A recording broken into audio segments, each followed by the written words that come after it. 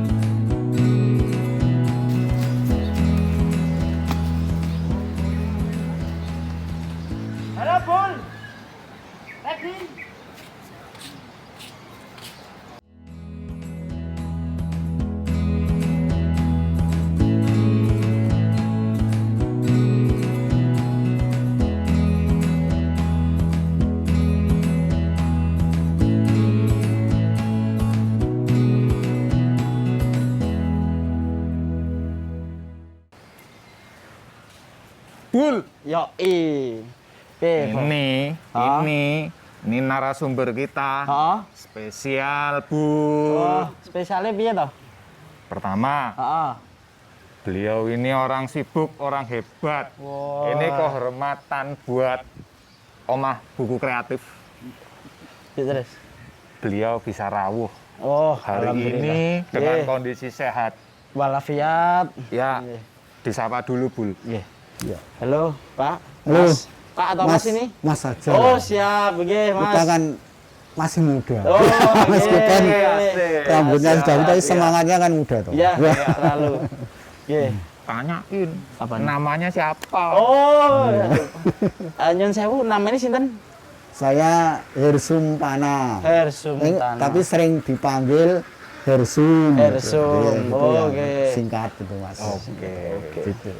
Mas Hersum. Ya, kehormatan buat kita, Bu. Yoi. Ngobrol sama beliau pagi ini Di di pinggir Pinggir kali ya. Pinggir kali ya. Ambil DT ya. Wah, DP. Spesial sekali ya. Ahlinya ahli. Ahlinya ahli. Oke, Bul. Ini kita sampaikan dulu Iya. sama Eh, Mas Hersum. Mas Hersum tentang Perjumpaan kemesraan kita hari ini. Kita akan mengulik mengulik tentang manusia dan sungai. manusia dan sungai. Ranah Yogyakarta, Ranah Yogyakarta. tercinta. Oke. Aku dulu apa? Monggo. Sampean dulu. Sampean dulu ya. Oke, siap. Sampean dulu. Gini, Mas Hersum, Ya. Ya. Jogja itu identik dengan di utara ada Gunung Merapi, di selatan ada Pantai Selatan. Pantai Selatan. Ya. Betul. Dan otomatis itu dihubungkan oleh sungai. Iya. Nah ini dari saya pribadi nggak tahu kalau dia ya. Iya. Ada Gimana? Gimana Mas Diki? ada rasa penasaran dan ingin tahu tentang ini dari sisinya Mas Iya. Hersum ya. Iya. Iya. Oke. Versinya. Versi saya. Tentang sungai. Ada berapa sungai, lalu sejarah sungai-sungai itu dengan penataannya yang terkait dengan tata kota sampai hari ini. Nah, sementara itu dulu. Iya. Nanti semakin nanti. mendalam. Kita ngalir aja ya. Ya, Mas? ya, Jadi monggo. itu kalau dari pendapat saya ya. Iya. Atau juga sejauh saya membaca juga. Iya. Gitu. Jadi di Jogja tadi seperti Mas Diki sampaikan memang dia punya karakteristik ya. Jadi kekasan Jogja memang ada simpul yang menghubungkan antara Laut Selatan dengan Merapi. Merapi. Ya. Ya, itu. Jadi itu seperti kalau sekarang ramai disebut sebagai simbol filosofis. Nah, Oh, saya kira ini sungai itu juga mencerminkan itu ya, dari sejarahnya. Dan di Jogja ini kan memang luar biasa ya, kita dianugerahi oleh banyak sungai ya. Kalau sumbunya kan atau hulunya itu di Merapi. Merapi. Nah, ada banyak sekali sungai, mulai dari Sungai Bedok, Sungai Winongo. Di sini ada sebenarnya Sungai Boyong ini ya. Oh, Sungai ini Boyong. sebenarnya Boyong. Iya, sebenarnya Sungai Boyong. Oh. Tapi ini kan dari Merapi sana ya, dari itu mengalir ke sini, tapi di kota itu kemudian disebut sebagai ketika memasuki kota itu ganti nama jadi Code. Oh, Nah, oke. nah, sebelah timur lagi ada Kali Gajah Wong gitu. Gajah Wong. Ya, Gajah Wong, ya. Ya. Terus kemudian juga ada Kali Oyo ya kan gitu, yang di timur lagi. Oh. Jadi memang pas ya secara geografis ini memang Jogja ini punya karakteristik yang luar biasa. Dan sungai ini memang menjadi sumber penghidupan gitu, Nggih. bagi masyarakat ya. Terutama misalnya sejak awal pembangunan Keraton Yogyakarta oleh Hamengkubuwono I, bahkan mungkin sebelumnya ya, misalnya sejak Panembahan Senopati, Ya. itu keraton itu selalu dibangun di antara dua sungai misalnya. Oh. Kayak misalnya Kota Gede itu kan antara dia Sungai Uyo sama Sungai Gajah Wong. Gajah misalnya. Wong. Oh, iya. Terus di sini sekarang keraton yang terkini itu Ya. antara Sungai Winongo dengan Sungai Code. Code. Boyong ini. Lalu Pakualaman kan juga diapit dua sungai. Oh, Bahkan ya antara sungai. Sungai Code dengan Gajah Wong. Oh, Juga di Kartosuro misalnya jauh sebelum atau dulu ya. ya. Itu juga di antara dua aliran sungai. Sama sekarang yang di Solo, antara Bengawan Solo ada kali, ada namanya Kali PP dan seterusnya. Jadi memang ada secara historis ini punya kekasan dan ada filosofinya. Jadi memang itulah sejarah sungai atau macam banyak sungai yang ada di Yogyakarta. Lalu juga pada HB1 Mas, Hamengkubuwono I, Pangeran Mangkubumi itu Nggih. dia itu juga seorang arsitek loh, pembangun yang hebat. Dia disebut oleh sejarawan sebagai great builder gitu.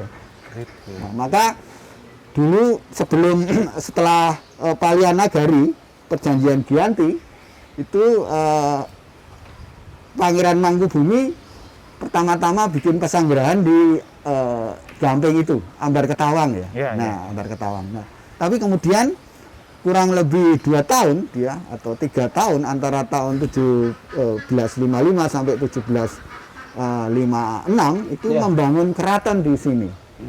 Nah, lalu salah satunya yang dibangun misalnya yang khas itu kan itu Taman Sari itu loh. Oh. Nah, dulu Taman Sari itu kan pulau itu. Oh, awalnya Iya, pulau itu. pulau itu ada airnya itu. Jadi orang harus pakai perahu Oh, gitu ya. perahu. Nah, Tapi itu dari mana gitu? Airnya itu. Nah, dari dari bawah atau bukan tuh. tapi Itu air yang mengalir. Iya, air yang dibendung dari Kali Winongo. Oh. Nah, dari Winongo lalu Mengalirnya? dialir lewat bawah tanah, Oh. dibuat terowongan masuk ke sana sehingga Oh, jadi Taman pulau. Sari. Iya. Dan Iya. selain itu kan juga mungkin hebatnya HB1 itu Iya. kan air juga penting untuk pertanian ya, sampai kerapiak dan seterusnya. Jadi selain untuk rekreasi Heeh. di zaman itu loh ya, Iya. Oh, tapi iya. juga untuk pertanian dan pertahanan. Jadi Iya. sekeliling benteng itu dulu kali Oh. dikelilingi oleh semacam kali gitu ya. Oh. Iya, iya. Sehingga ketika ada perang itu menjadi benteng pertahanan. Jadi itu sekilas sejarah ya. Mungkin nanti iya, kita iya. bisa lebih menggali lagi. Jadi betapa memang pentingnya sungai itu. Jadi dia sumber penghidupan. Jadi Beda lagi kalau sama yang sumur gumuling tadi ya, Pak. ya, sumur Gumuling itu Itu? kan di dalam ya. Oh. Itu kan salah satu bangunan yang dikembangkan oleh HB1 sebagai tempat semedi atau istilahnya patepen ya, patepen. Tempat untuk mesu karahanen. Oh, nesu karo anen.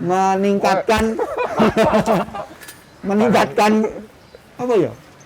Kekuatan spiritual. Nah, karena kan ini HB1 itu kan dikenal ini Mas, selain dia juga rajin sholat, tapi juga dia punya apa perhatian terhadap kebudayaan, jadi kayak sesepuh ya menghubungkan antara yang sifatnya misalnya dari agama, lalu juga kultur misalnya, menyatukan itu. Nah salah satunya Sumur Gumuling itu sebenarnya itu kombinasi kebudayaan ya. Ya, jadi imajinasi dari HB1 untuk meningkatkan apa spiritualitasnya tadi itu. Dan itu kan posisinya dekat Keputren toh. Di pulau itu untuk pulaunya menuju. itu ya. Iya di Taman Sarinya. Iya di Taman Sari sebelah sini, Sumur Gumulingnya kan sebelah utaranya itu kan, gitu. Nah itu Mas dari sisi historisnya. Saya tertarik pernyataan Mas Hersum tadi soal ini sungai di belakang kita ini. Ya napa? Code. Tapi ini sejarahnya Boyong. Boyong. Sampai kota jadi Code. Nah, itu perlu dikulik. Dikulik. Dikulik. Beda. Beda nih. Bedanya nggak tahu. Wah, beda-beda gitu. Oke. Oh, siap. Ditanyain, kenapa kok bisa ganti atau jadi nama Code? Dari sananya Boyong sampai masuk kota Code. Oh ya. Nah ini gimana ya, Pak? Ya. Nah, saya memang sebenarnya belum menemukan secara khusus ya sejarah tentang itu, tapi barangkali tafsiran saya saja mungkin bisa keliru. Nah, kalau kita lihat misalnya dari peta lama Belanda, itu jadi sekitar tahun 30-an misalnya. Nah, ini kan barangkali ini mungkin yang dibuat oleh Belanda itu code gitu ya, tanda mungkin ya, code. Ya, bisa. Jadi dulu ya setelah Perang Diponegoro itu kan Jogja menjadi daerah berkembangnya industri tebu banyak sekali. Jadi kota yang sekecil ini, bayangkan ada 17 pabrik gula. Nah itu 17 pabrik gula. Nah lalu berkembanglah kota seperti Kota Baru, kota ini Pingit kesana Sangaji ini kan kota yang ideal yang dibangun oleh Belanda berkat kemakmuran itu. Gitu. Jadi kota. Nah, itu. Kalau kota gede. Iya. Nah, kalau kota gede kan zaman Mataram dulu. Ini yang ini Mataram awal ya. Kali ini yang baru. Yang baru. Ini versi barunya gitu. Ya, yang baru. Nah, namanya memang lalu secara khusus mungkin Code, tapi barangkali ini perlu diteliti Mas. Mungkin kita harus teliti. So kenapa kok namanya menjadi Code ketika masuk kota.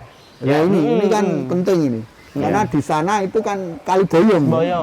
Jadi utang hulunya itu. Tapi ketika memasuki kota itu berubah menjadi Code. Nah itu. Nah, lalu kan menjadi menarik juga. Jadi dulu ini kan Code ini kan besar sekali. Jadi alirannya ya tidak hanya kecil, sekarang jadi cuma berapa meter ya ini? Hampir ini bisa dikatakan sempit. Iya, sempit toh. Ini kan cuma berapa ini? Sekitar 30 meter toh, nggak ada ya. 25. Tapi dulu itu sampai dari mungkin ujung ke sana itu sampai ke agak ini kan daerah Ceruk gitu ya.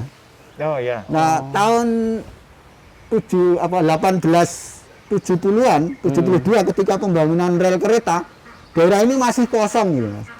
Kosong Dan di sampingnya apa? Iya, jadi kayak dikengser aja. Jadi rumah-rumah itu sedikit, dan sawah dulu masih ada beberapa sawah juga toh. Sini. Di perkotaan itu kan Perkotaan iya. di sini. Oh. Tapi Ada kalau sawahnya toh, Pak? ya kalau di sini kan masih bukan sawah ya, tapi lada apa ya, kayak tegalan atau di kengser tadi yang ditumbuhi rerumputan itu. Jadi cukup luas. Oh, iya. Nah, kemudian ketika industri berkembang, banyak pendatang membutuhkan tenaga. Nah, sejak itulah kemudian muncul urbanisasi ya. Jadi bertahap dari sejak zaman kolonial itu mulai pertengahan abad ke-19 itu banyak pendatang untuk bekerja ya di pabrik-pabrik Belanda tadi. Misalnya di Lempuyangan ini kan salah satu stasiun pertama yang dibuat itu malah Lempuyangan dulu kan. Gitu. Sehingga lalu di sini itu banyak kemudian jadi tempat hunian bagi masyarakat yang tidak punya tanah tadi. Dan itu terus berkembang. Lebar ya, semakin meluas, besar ketika zaman setelah kemerdekaan. Nah, itu kan Jogja menjadi ibu kota negara. Nah, disitulah banyak pegawai-pegawai pemerintah itu kemudian semakin datang ke kota dan seterusnya. Lalu puncaknya itu di tahun 70-an 80-an ketika Orde Baru gitu ya. Nah, ini kan kemudian sungai yang dulu itu luas itu semakin sempit karena jadi perebutan tadi para urban dari berbagai tempat. Kalau sini kan ada yang dari Wonosari, dari pinggiran-pinggiran masuk kota mencari penghidupan yang lebih baik. Karena kota, terutama di pinggir kali ini jadi tempat yang paling strategis dia. Dia juga nyaman, tapi juga bagi orang kecil ini jadi pengharapan karena kan akses air mudah tadi. Jadi awalnya kan sungai juga fungsinya untuk mandi, juga untuk minum, gitu, untuk cuci dan seterusnya gitu. Nah, ini itu sejarah perkembangannya. Jadi kemudian bahkan kalau data terakhir ini 99% Kali Code itu sudah terbangun. Jadi daya tampungnya semakin rendah. Karena semua menjadi bangunan gitu loh. Itu yang menjadi soal itu sekarang ini. Nah, itu yang terjadi kan. Berarti bisa dikatakan apa? Nah, kita nggak usah melihat terlalu banyak sungai yang di belakang sekarang kita aja. fokus di Code ya. Oke, baik ya. Bisa dikatakan Code ini terhimpit oleh manusia begitu? Ya. Jadi kalau data itu 99% itu sekarang menjadi bangunan. Nah, bangunan itu artinya kan perumahan, biasa juga industri, rumah sakit, hotel. Nah, kalau data terakhir dari laporan tentang pencemaran sungai di Code dari KLH itu 57%, ya, sekitar 57%. Itu pencemaran itu diakibatkan oleh hotel dan perumahan gitu. Hotel dan perumahan. Baru kemudian 22% itu oleh apotek dan seterusnya itu. Lalu baru rumah tangga dan seterusnya. Jadi ya itu kenyataannya. Jadi semakin banyak orang itu kan semakin banyak yang harus dibuang kan.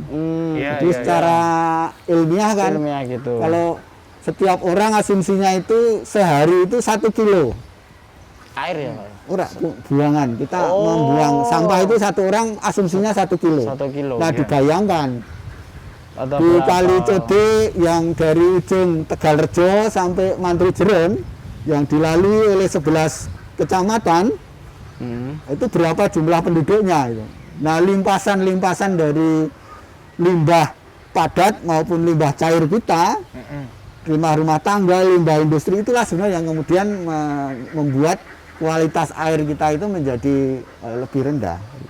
Nah, gitu. Dan data terakhir dari laporan KLH itu ngambil beberapa titik, misalnya dari jembatan Kleringan, jembatan Jambu, Gembelayu sampai ke Sayudan dan seterusnya Tungkak, itu dikategorikan pencemarannya sedang. Gitu. sedang. Iya. Ya. Ya. Meskipun kemudian kalau kita mencermati juga pemerintah kota itu sudah membuat satu kampanye pendidikan masyarakat, itu kan seperti ditempel di kali-kali itu. Resik kaliku, becik uripku. Nah, itu kan salah satu upaya bagaimana kita membangun kesadaran untuk tidak membuang sampah, untuk memproses limbah baik dari limbah rumah tangga maupun industri gitu ya. Itu supaya tidak langsung dibuang ke air gitu ya. Harusnya kan ini menjadi karena sumber air baku ya. Nah, itu kan bisa diminum juga gitu ya. Tetapi kan kondisinya sekarang sudah tidak layak minum sebenarnya. Itu tidak layak minum. Tercemar gitu. Ya, karena masyarakat juga banyak yang menggunakan untuk ternak seperti ini. Nah, ini kan salah satu faktor yang menimbulkan pencemaran air gitu ya. Pencemaran sungai kita gitu. Itu dari ternak itu kan sekian persen misalnya. Jadi tetap unsurnya ya, meskipun ini bukan yang utama, ya, tetapi itu menjadi salah satu sumber. salah satu. Kalau parameternya kan ada 30 parameter untuk kualitas air itu. Menurut Pergub nomor 20 tahun 2008 itu sudah ada sebenarnya. Mulai dari baunya, warnanya, kemudian kandungan fosfatnya, kandungan besi, mangan. Nah, sekarang ini yang paling banyak kalau kita baca data terakhir, pencemaran di Sungai Code itu dari unsur minyak. Minyak misalnya. Nah, itu seperti minyak, kategori minyak lemak gitu ya. Lalu juga amoniak gitu ya. Nah, itu misalnya itu. Tapi kalau ada tadi soal koli juga misalnya. Tapi memang ini datanya variasi ya. Ya, ada yang memang tinggi sekali, ada yang di atas 400 gitu ya. Tapi dari kalau kita menggali data terakhir bulan November tahun 2000, kita baca itu yang paling tinggi itu pH-nya. Nah, pH-nya itu semakin semakin tinggi gitu. Batasnya misalnya 6, ini di Code ini sudah antara 68 sampai 9 misalnya. Ini kan merah berarti kan gitu. Jadi ada banyak sekali unsur gitu. Dan memang yang paling banyak itu dari industri tadi yang disebut sebagai BOD, COD itu. Dari chemical oksigen, itu demand dan seterusnya itu. Nah, itu yang faktor-faktor utama yang membuat sungai ini menjadi kualitasnya menurun. Kualitas airnya itu menurun. BOD, COD, koli. Nah, COD cuma orang dekat. Tadi saya kira oleh cerah-cerahan sih loh, Mas. Kira. Oleh cerahan-cerahan sih. Iya, nanti teman-teman bisa baca deh itu. Itu ada di Sinta itu. Jadi Sinta. bisa diakses secara publik, secara online dari KLH. Jadi setiap tahun itu ya menurut peraturan gubernur nomor 20 tentang baku mutu air itu setidaknya 2 kali diteliti. Jadi di musim penghujan sekali sama musim kemarau sekali. Itu sekurang-kurangnya. Dan datanya itu bisa diakses secara online. Nah, jadi teman-teman bisa cek ini benar nggak ini atau sekarang ini yang merah apa ini kan gitu. Oke. Itu Nah, dari sisi apa? COD. kimia. Kimia. Dari faktor-faktor pencemaran limbah kimia. Itu yang sekarang ya. Ya. Oke, ini menarik sangat. Apa nih sih menarik? Tangannya mesti menarik. Menarik.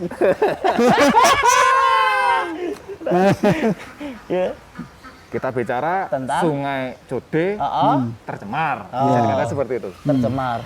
Apakah dengan kondisi yang tercemar itu tadi, lalu luasannya itu sudah semakin sempit Sungai Code terhimpit oleh manusia, apakah Sungai Code ini masih bisa berfungsi sebagai sumber ekonomi bagi siapapun yang menggunakan, memfungsikan air sungai itu?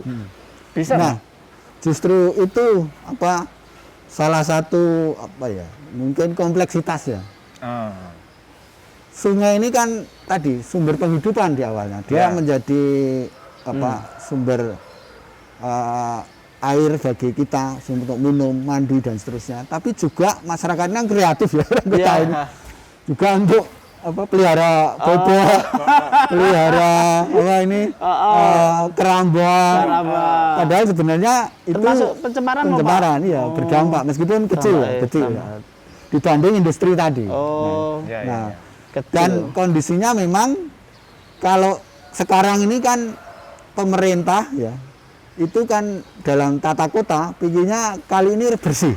Karena Jogja ini menjadi sumber pendapatannya sekarang yang diandalkan adalah pariwisata. Gitu.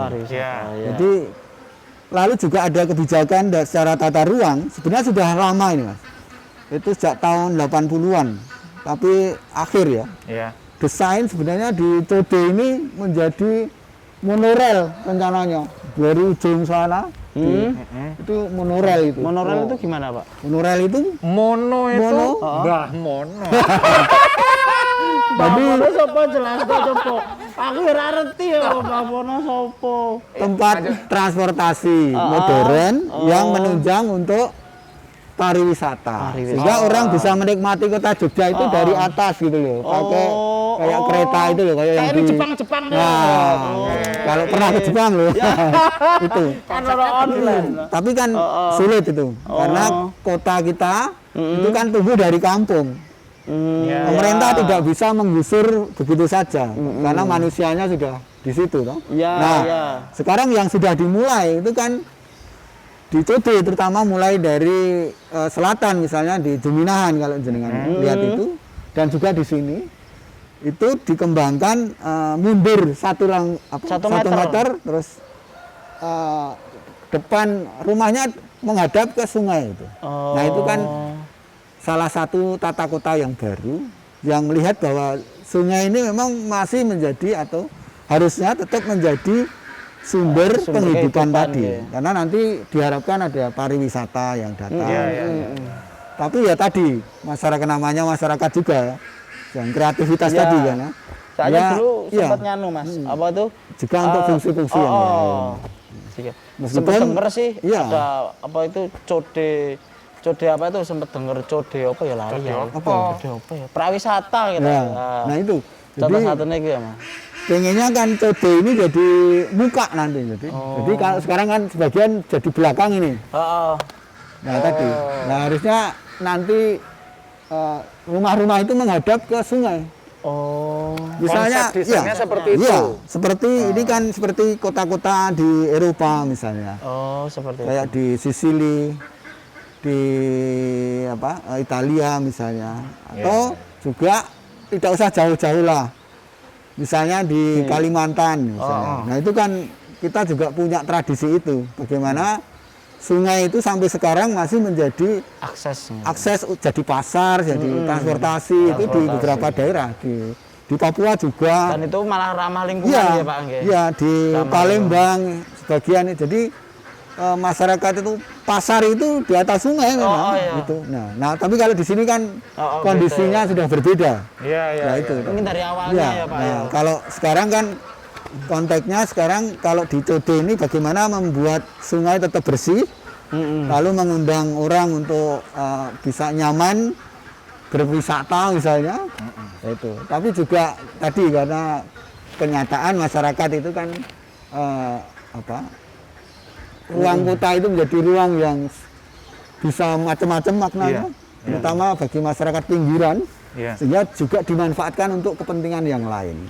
Meskipun sekarang kan mulai berkurang, kayak dengan pemasangan ini, talud ini kan sebenarnya salah satu bentuk untuk mengurangi mobilitas masyarakat ke sungai, toh. Kan harus pakai tangga sekarang. Talud. Iya toh? Talud seperti kita pakai tangga. Nah, itu ini kan tim kreatif. Nah, itu kan salah satu kreativitas juga ya. Meskipun sesungguhnya ke depan saya kira harapannya kali ya bersih dari semua aktivitas itu gitu. Iya. Sehingga lalu memang menjadi pemandangan yang asri gitu. Asri.